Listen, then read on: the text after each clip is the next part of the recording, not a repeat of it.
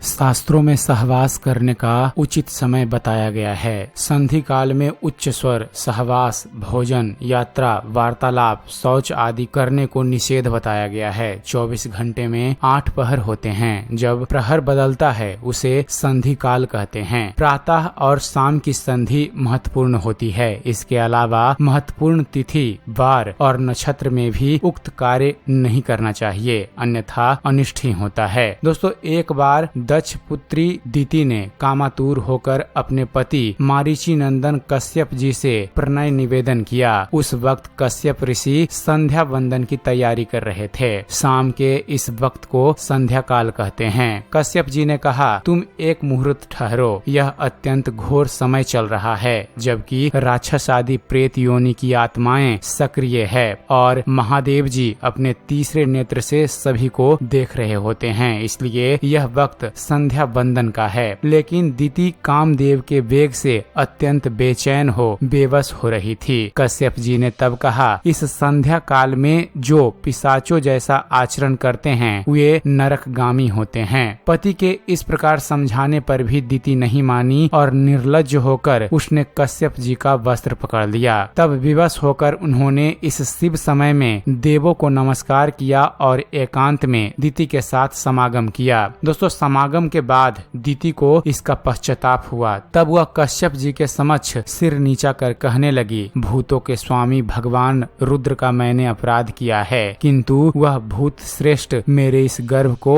नष्ट न करें, मैं उनसे क्षमा मांगती हूँ। फिर कश्यप जी बोले, तुमने अमंगल समय में सहवास की कामना की, इसलिए तुम्हारी कोख से 2 बड़े ही अधम पुत्र जन्म लेंगे। तब उनका वध करने के लिए स्वयं जगदीश्वर को अवतार लेना होगा। 4 पौत्रों में से एक भगवान श्री हरि का प्रसिद्ध भक्त होगा, 3 दैत्य होंगे। दिति को आशंका थी कि उसके पुत्र देवताओं के कष्ट का कारण बनेंगे, अतः उसने 100 वर्ष तक अपने शिशुओं को उदर में ही रखा। इससे सब दिशाओं में अंधकार फैल गया। इस अंधकार को देख सभी देवता ब्रह्मा जी के पास पहुँचे और कहने लगे कि इसका निराकरण कीजिए। ब्रह्मा जी ने कहा, पूर्व काल में सनकादि मुनियों को बैकुंठ धाम में जाने से श्री विष्णु के पार्षदों जय और विजय ने अज्ञानतावश रोक दिया था। उन्होंने क्रोध होकर भगवान श्री विष्णु के दोनों पार्षदों को श्राप दे दिया कि वे अपना पद छोड़कर पापमय योनि में जन्म लेंगे। ये दोनों पार्षद ही पतित होकर दिति के गर्भ में बड़े हो रहे हैं। सृष्टि में भयानक उत्पात और अंधकार के बाद दिति के गर्भ से सर्वप्रथम 2 जुड़वा पुत्र जन्मे,